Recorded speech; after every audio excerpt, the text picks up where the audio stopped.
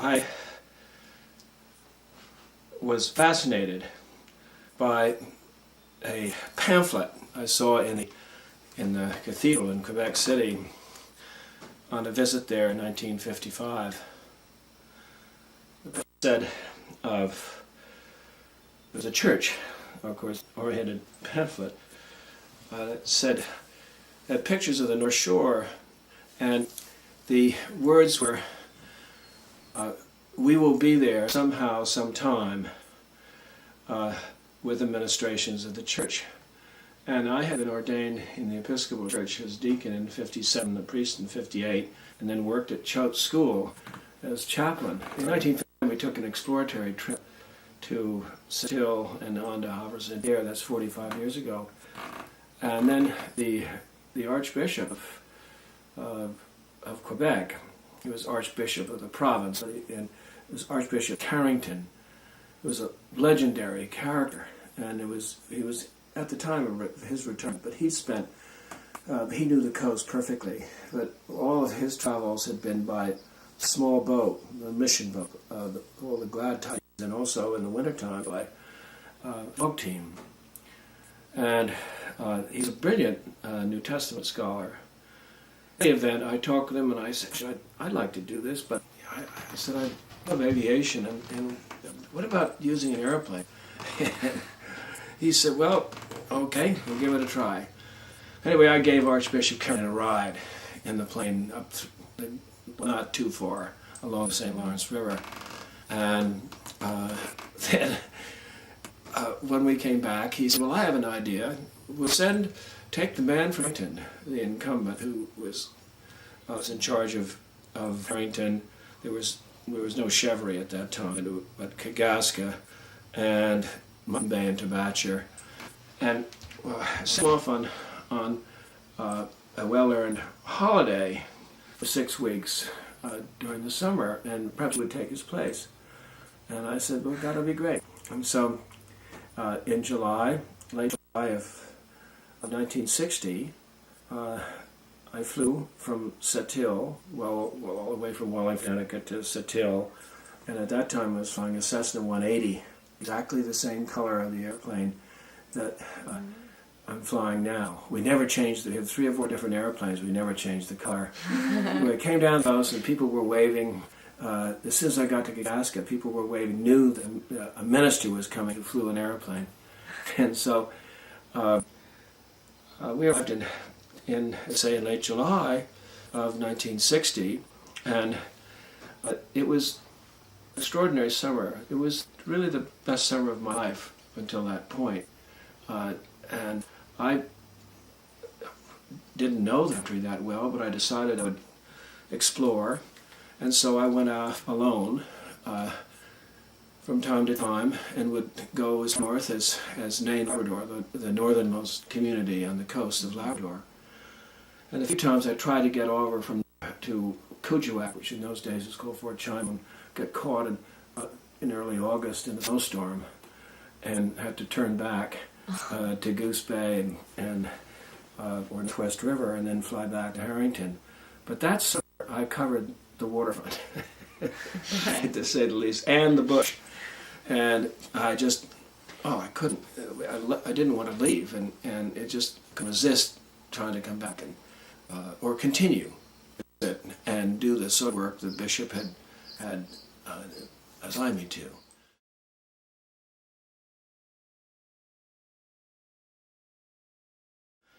Well, certainly I found that the churches were packed in those days for not the 8 o'clock service, but the 10:30 and 6:30, wherever we went, or I go along the coast. And from my district or area was Kagaska to Tabatcher. And one of the reasons that, of course, they had grown up over the years with clergy that were resident here, and so right from early times, from the first settlement.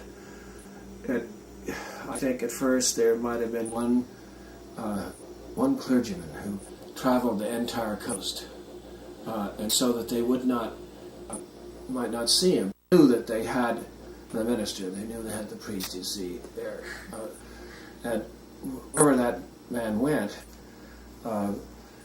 they would hold for various services, baptisms, and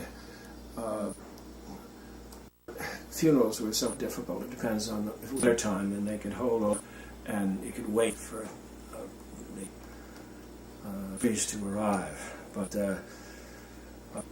wherever it went, there was a service. And in other words, you didn't have to wait till Sunday. They never would have been able to get around if they didn't just go from town to town. And people were just very happy to have them come and take a service. Anyway, I ended up by finding that not only were the larger places, but there were smaller, in Newfoundland they call them outports, but there were tiny settlements of say 4 families, sometimes 2, sometimes 6, all along the coast, that the families stayed close to their fishing grounds, or the seal fishing grounds. Wolf Bay is a good example where there's still they carry on a lobster fishery, not as extensive as it used to be because there's more pressure from other people coming into the ground there and fishing lobsters. But that's the major lobster fishery in the entire North Shore. And in the wintertime, instead of coming to Harrington, the Wolf Bay people just moved 4 miles inland and stayed there all winter. And they cut wood, trap rabbits, snare rabbits, and were involved in a minimal way in the seal hunt, and just lived off the land, waited until the spring, and then went back again. Well, there was no reason to come to Harrington. There was nothing here apart from more people, but there was no electric power, and there were no telephones, and so and of course in Wolf Bay, all these little tiny places along the way where people stayed, there was no power, no phones, and so they were all in the same boat, so to speak, in terms of the amenities and the services. Schools were in all of these small places. There were schools, but in Wolf Bay, for instance, the house was about the size of this room, and everyone who of school age would go to class, but that the school teacher probably didn't have a degree, but they were very bright teachers, at least the ones that I met over the years, and so that you might get a 2nd, 3rd grade education, and that was it. If you came to Harrington, maybe a few grades more than that. I know that even in 63, 64, and went up through the 8th grade, you see, that was it. There was no high school education. There was the school here was the best along the coast, or at least in this part of the coast. And so that there were students that would come from other places and live with families and then go up through the 8th grade. When in 60, when I would walk out of the old parsonage, the minister's house, which was next to the church. It isn't now, there's a new one there, but there was an old house that I think it cost $300 to build when it was originally built. And it was a bit rickety, but it was, I loved it. And our family, we just took to it. There was you didn't complain about anything. There was no place that, if we got a fish and we wanted to keep it cool, we went down, come down, you put your name, Bryan, on the box, and push it in on the ice. And then there'd be other names of people, of families that had wanted to keep things cool, and that's the community ice chest, so to speak.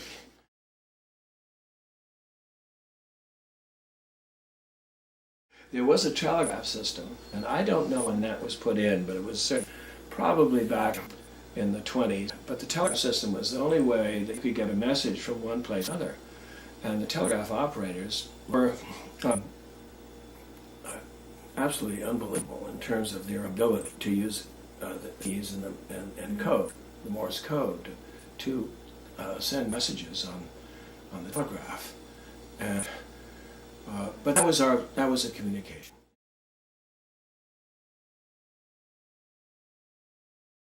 Walk around and visit people, and as I did, I look, and I saw 2 or 3 children, and they had a stick and some rocks, and they were heard about baseball, and they were hitting the rocks and running to a base and coming back, and they're playing a rudimentary form of baseball.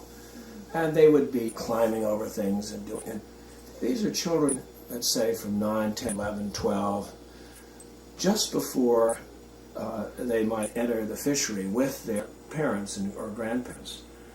And I would say that it was around 14 that a young man would have a opportunity to go out and start fishing, learn the trade, you see, the cod fishing.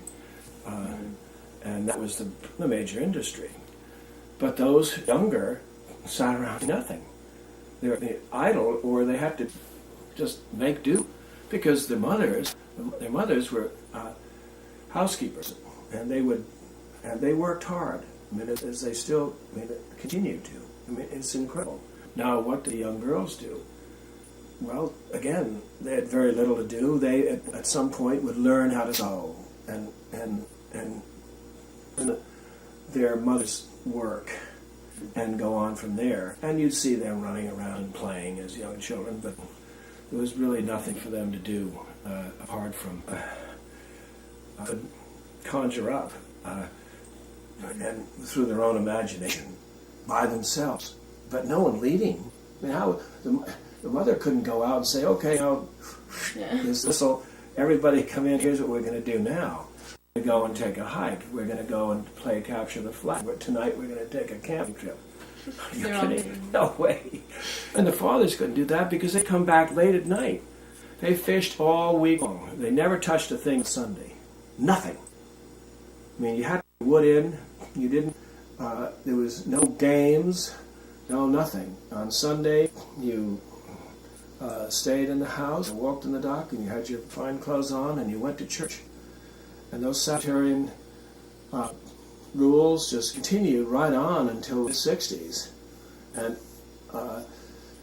the problem is the boys would, with nothing to do, would go out in the wharf and they'd roll a cigarette, and I could see them now just walking back and forth and not having anything to do. But the worst of all was during the week. And so I said, I can't believe this.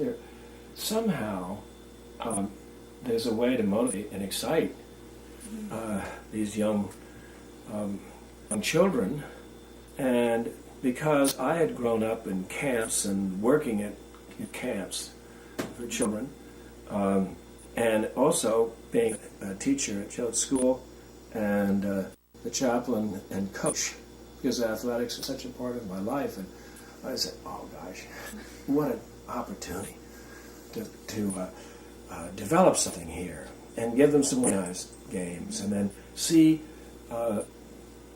and I mean, the sky's the limit. So the next year, 1961, I wrote I had 3 volunteers.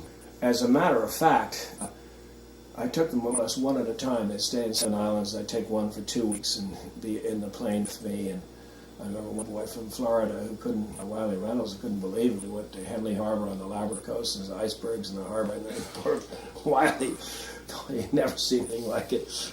And he's just... So you took them around to different communities? Yeah, no, I just had work with me. But then again, I had him also play with the children, you see. So that was a rudimentary start. And the children just loved it. Here's someone who's going to...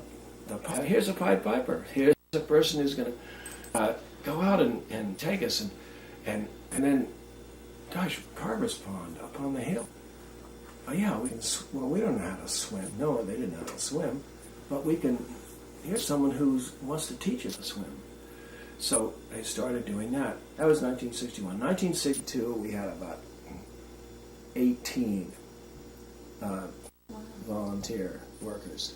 We had them in Kagaska, and Harrington, and in Tabachar, Mutton Bay, I think. And then we had the first girl, and that was my wife's cousin, Claire Tweedy, who's on the board of directors.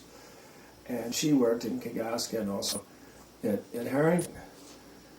And so she was able to energize and get the girls in town involved in various things. And so there was a rainy day, arts and crafts. It was new. I mean, this just, so whatever we could think of. And then I produced by going to schools and in New England, and also in Canada, collecting stuff from Ridley College and BCS or Taft School, and schools in New England, uniforms and that were discarded, or new baseball bats and baseballs and mitts, soccer balls. So we'd load them and get them to Quebec, and they shut down the coast, and then all of a sudden there was athletic equipment they could use, and then it evolved. I mean, the next year it was more, you see. And that was the year that the Bryan family came and worked or stayed for 16 months. So we stayed in winter, which wasn't problematic in terms of what to do in the winter. I just got in touch with some friends in Boston, and they up came a crate that's still in the Grenfell shed with skates, just tons of skates. And they weren't new skates, they're old skates. So that kids would get into them, and I mean, if a boy had a foot that long, he could get into a skate that long if we put enough paper and then get at least get skates. And then that year we started a hockey program. It was the first with boards by, right in behind the schoolhouse, there's a little pond as you go, a tiny pond as you go along the boardwalk on the left, and that was our hockey rink. And it was just fine, and I knew how to do it because that was my sport, and I had helped start or build rinks from days at Hotchkiss School on through Choate and how to. This is an artificial ice, of course. But I had a pump, and we pump water from inside you can spray it on instead of and getting smooth, and what a deal! That was marvelous. But all of these things happened, and then. I said, now these children are getting excited, and they're the influence of people from outside. And the interaction was just super. And they, with the interns and volunteers that came along the coast.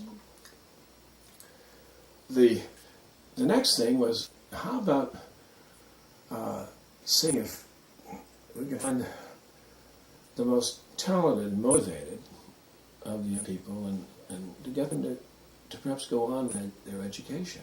8th grade, and then there's a 9th grade and a 10th grade. And one of the first was Philip Nadeau from St. Paul's River. And I flew him out in 1964, in the fall of 64. He'd been a student at the school here in the 63-64 year that mine were here full time. And I, as a boy of talent and great character, enthusiasm, and I talked with Choate School about taking him back, because I was going to go back to Choate. And I said, we can take care, here's a great chance. The headmaster said, okay, we'll send the test, whatever it was, for entrance. Well, he got about 20 on the test. And I called back to school, went back the message to the school. I said, look, that means he couldn't take this test. I said, I'm just saying that he has that natural talent. And I know from my life on this coast that they're genius. I said, which to jump ahead to say that if children at the high school age in other parts of Canada, the United States, and I won't pick on other countries around the world like England, if they had in a community, children that were so dedicated, so motivated, so excited, so disciplined in terms of what they wanted to do, we'd have no problem. I mean, they're the genius qualities, or near genius qualities, and the wisdom and all the things that are necessary to carry on in an education and excel were here in the people, that never in the genes. I mean, how in the world do these people build boats, best boats that you can imagine, or do all the things that they were able to do? They didn't have a school education. They didn't go to fancy day schools and high schools and preparatory schools and then going to universities. But a lot of them, if they'd been able to, well, the older ones who are sort of my generation or a little bit younger would have, I don't know what would have happened. I think that Mark Jones in Wolf Bay could have been one of the great naval architects in the world. And how did he learn? He learned school, that little schoolhouse thing, and because he was in Bulwer with me a month ago, or a few months ago, and he went to a room where I have pictures of the coast and a picture of Wolf Bay taken from the air, and he pointed out to this thing, and he says, "Mr. Bryan, that's my university." That's where he learned. And then he took the encyclopedia and he memorized the darn thing. I mean, close to it. He knew everything. One day, we saw a ship hull down. That means that it's over the horizon. You can just see the top of it. There's a tremendous white ship going into Montreal. And it was in the afternoon, and I was sitting there, and I said, "Roderick, look at that. Wouldn't it be fun to go out and to see it?" And let's do it. So we went out and we flew 25 miles out to sea. And it was in the Helio Courier that I flew, which is a short takeoff airplane that had an ability to fly at a very slow speed. So we come alongside this, and here's Roderick Jones from Wolf Bay, who had put down his pipe for a moment to get a plane and come with me. And he's the greatest boat builder, or one of the greatest, because the Stricklands or other families that are geniuses at this trade as well. So we go up alongside the ship, and the ship is going this way to Montreal. We come up alongside, and the wind is blowing from the southwest about 20 knots. And so I come up and slow down the plane, and we just creep alongside. And there are men and women in formal dress, in tuxedos, and last night, you see, before I get to Montreal, having their cocktails. And we're coming up with Roderick Jones, who just come from a house where there was no lamp light, no electricity, no nothing. And Roderick, well, says Roderick. And on the way in, the only thing said to me was, "You know, Mr. Bryan, if I had enough time, I think I could build one of them." And he wasn't saying it in a boastful way. He just instinctively he knew that if he had the tools and the material and everything like that would be a possibility. And so that seeing the Rodericks and knowing that the other children who had the tremendous talent of so many, and I mean, to name all the families, you could name every family, the Stricklands and Andersons and Coxes, all of them, Rousels, and then go right on down the coast. And if I try to, I'm going to miss someone, I just say everyone. I don't know of one family, of a name of a family where there isn't that type of talent.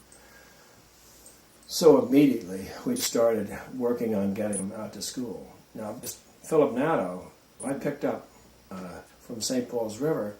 He was cleaning ducks that had been shot that afternoon. I came and said, "Philip, I'm going to take you out this afternoon." I mean, this is, not giving him a lot of time, but we did any communication.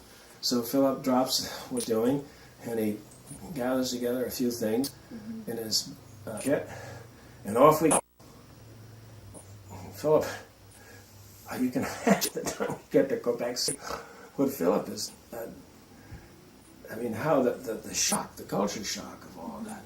Then we go from there to Wallingford, Connecticut. He goes to school, and all these kids from Park Ave and Greenwich and Long Island and all the places where I grew up. And they... How old was he? 14. So they were 14 to 15, 14. Yeah. So he was... I mean, everyone took him in right away. I mean, that wasn't a problem. And I knew a lot of the students. I said, well, here's a boy from the Labrador. Because this area was known as Canadian Labrador or Quebec Labrador from Nanashquan on. And of course, St. Paul's River was right on the border. Well, first of all, then we had to find clothes for him because he didn't have all the clothes. They didn't have a chance to get them. And his father was running the fish plant. And of course, there's another family of every one of them is bright. They've all done well. And so Philip, it's a little struggle, but he did, soccer, and then he was on my hockey team. That first year, and then he played lacrosse and studied hard. Ends up with prize in earnest and persistent effort. The whole school, and that was a big prize, you see, for the it showed it was the third performers. And then he went on from there, and he finished, won other prizes, and he went on to Bowdoin. He was captain of the soccer team and could have been captain of the lacrosse team. Then he went on to Laval, and then he went to school, was a mayor of St. Paul's, and came back, and now he's a grandfather, and just thought so highly of Philip. Philip didn't start in the paper company until it was after your grandfather died. And so he worked for Consolidated Bathurst, and at Boyd Cascade. And had a big job out in the West, and now he's working with Kruger. And he's married to the cousin of George W. Bush, who was working with Kelsey Bush at that time, was working with us, and they fell in love when she was running the scholarship program. That's one example of 600 we've helped in one or another.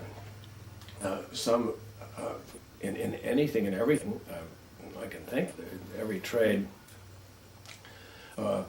and vocation, medicine, doctors, nurses, clergy, teachers, and on and on, or great coming back and becoming a knowledgeable fishermen and leaders of the community. That was the whole thing. Did Philip have a hard time adjusting to the new culture, or did he just kind of... Not too much. He was very, he had such a natural way about him. It wasn't an adjustment. It was, I think he'd have to speak. Perhaps it was right at first, but it wasn't that right. a big an adjustment. But the whole idea then is that he left in a nutshell was to try to help these communities develop indigenous or the local leadership, you see, and opportunities to be in control of their own lives in every way. Because in the old days, the people who were the nursing staff, for instance, at the hospital, they were all from England, and they weren't from the coast. They were all the Grenfell nurses, and they were fantastic nurses, and the best in the world. And Dr. Grenfell was from England.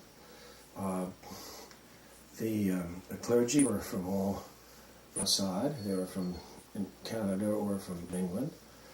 The teachers were at higher levels, were from outside.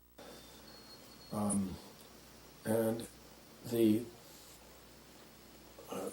anyone who ran the steamer, or the freight boat, or the coastal boat, they're also they weren't on the coast, and the pilots of the planes. There were lots of planes in those days, and every day there were float planes landing in the harbor, and they were picking up passengers' mail. That's because there was nothing chivalry. There were no airports along this coast, so you used skis on the ice in the winter and floats in the summer. But the pilots were all from Ontario, or most of them. We knew some were from maybe half of them were from Quebec, but they weren't from Harrington, and all that's changed.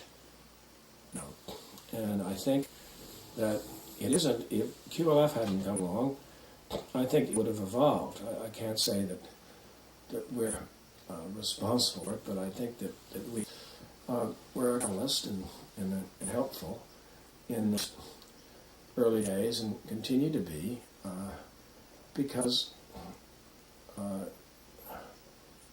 the emphasis was upon our wanting to help local people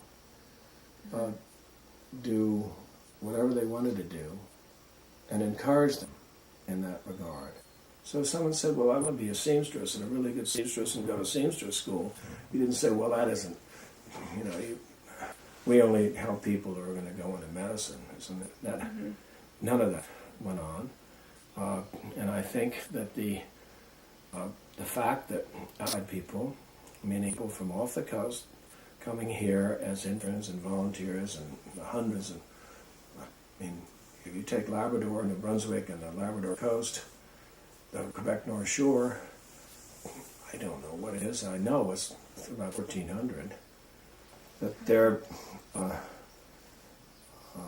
is the words I've used many, many times is they gave a lot in terms of what they could to the children here, and were dedicated, and it wasn't just a 5 to or 9 to 5 job. As you know, it ends up by being whatever, early in the morning until late at night. You don't punch a clock. Our interns work that way, and you give a lot. What you receive, or what interns receive, vastly transcends what they're able to give. And what they receive is from the interaction and getting to know the local people and the children. Because the local people, there's just something about the life of the people here that has had tremendous swings in terms of great cod fishery, and then depression because of no fishery, then a crab fishery, and which doesn't affect every family, because you have to have a crab license. These are tough times, but there is a strength. I've never in my life ever meet or get to know a group of people who are have the strength and courage that the people here do. Doesn't mean that they're perfect. They squabble, and they're just like anyone else, like a family. Six siblings or something like that. You're at war with them at times.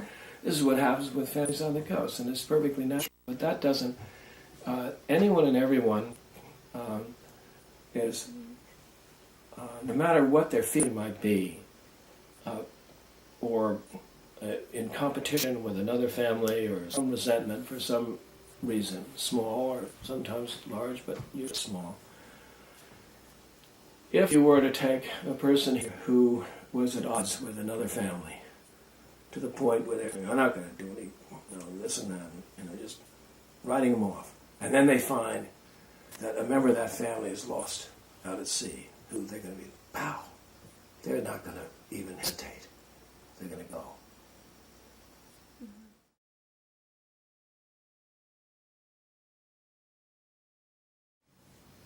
Harrington in 1965 was on the edge in 1966 in terms of making a decision. There's a tremendous amount of pressure on the part of people who were moved over to the town of Chevry. And there was a number of persons who really were pushing for it.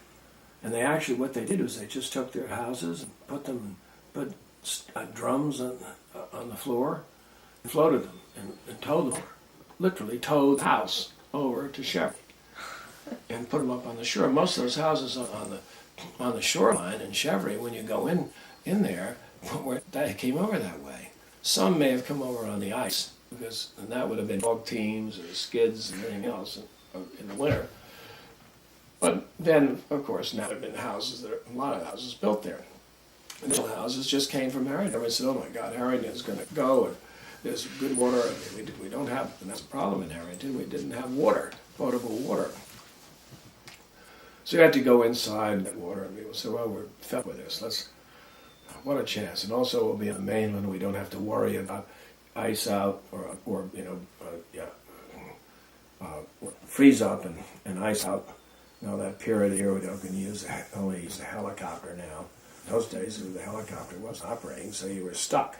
In an emergency you could get through somehow. You were stuck until you had an ice bridge across, and then you could go on the door. Remember skids or snowmobiles really didn't come in until 65. I had one of the earliest ones, and it was, which is coming back to the museum.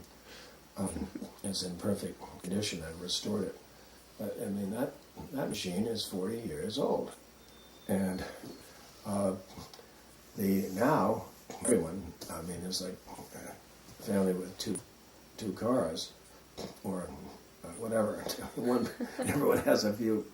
They're all everywhere. But when I first came here, there were just dogs. There was over 500 people and about 700 dogs, or 450 people. But there was many more dogs than people, so that they would sort of bark at night. You didn't go to sleep. And then all of a sudden the dogs disappeared. And they went in snowmobiles, and then it was hard to sleep because you wanted to hear the sound of the dogs. And but that was a different. That was a tremendous change, and then also this push to go to this beautiful place where Chevry, going to build an airport, and you can go easily and get wood. You didn't have to worry about the ice falling across to get to Harrington. And I really believed that was going to happen. But there were other families that stuck in here and said, no, we're going to stay. And over the years, which brings right to the present, is that more and more houses are being built, and families,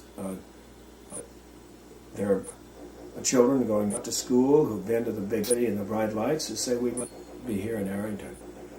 Now, what is problematic is the industry is going to support the life of the people that are here. The cod fishery, I believe, will come back. And I think historically this has happened. Read Dr. Lenfield books, and there were years when there was no cod. If it wasn't because of Russians or people from work trolls or draggers or anything like that, it just was, cod disappeared. Now granted, we know that there's been a lot of destruction because of improper fishing at times, but I think that the cod will be back.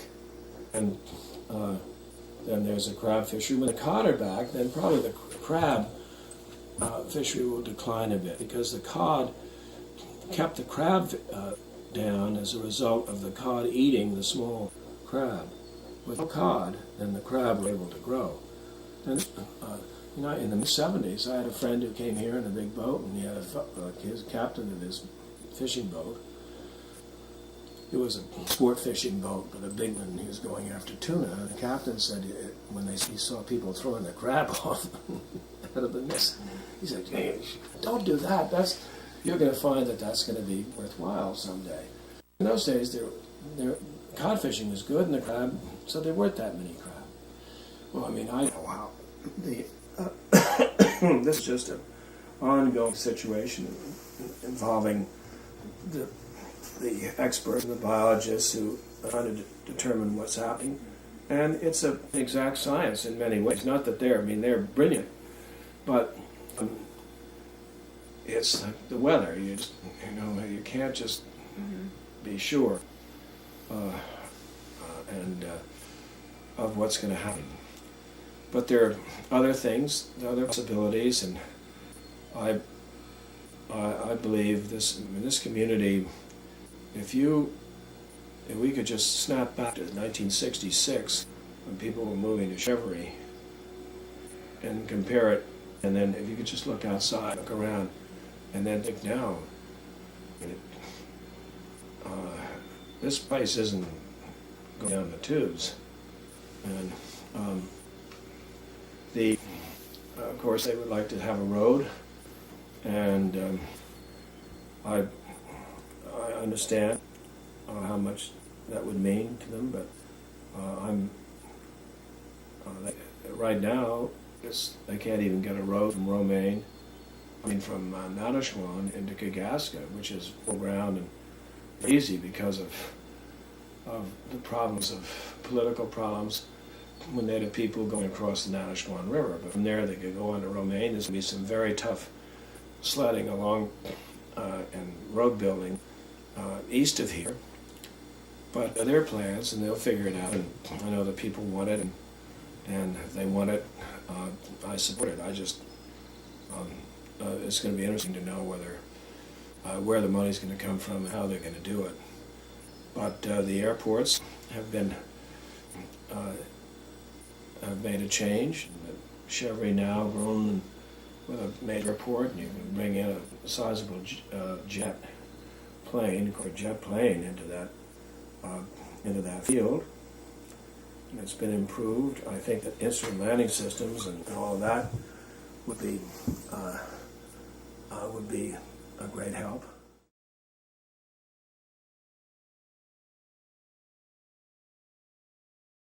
No, I think that you'd have to almost go to people in Nadashwan and say what's happened, because that's the end of the people, tourists drive there. But it's not a traffic jam. It's not the New Jersey Turnpike. Trish and I, in the wintertime, let's count the number of cars on the road. It's perfect. There was no snow drifts or anything. Count from Nadashwan over St. Pierre, I think it was 3. So I don't know. I think that tourism is definitely something important. Yesterday, when the boat came in, those people tumbled out of the boat and started running up the street. And I've never seen such a crowd, and they all had seen La Grande Deception, because they were taking pictures of the church and running over pictures of the restaurant and asking questions. And one guy asked me, he said, the store was closed at 5:30. CMR sales this gray T-shirt that says La Grande Deception on it. He says, "Hey, what is this?" He was French, but because he knows it's an English community, he looked at me and he said, "That guy's French." So so he said to me, "Are they closed?" And I said, "Yeah, closed at 5:30. Oh, what? When are they open? And I said, "Well, I think I don't know. They'll be open before you go. I'm pretty sure of that." Now, I don't know whether that was true. And he said, "Oh, gee, thanks a lot." But you see, tourism is something that will help the communities, and there's no downside to the people who live here, because they're not going to be inundated. This is not going to be Nantucket or Harbour Island in the Bahamas or something like that. It's going to be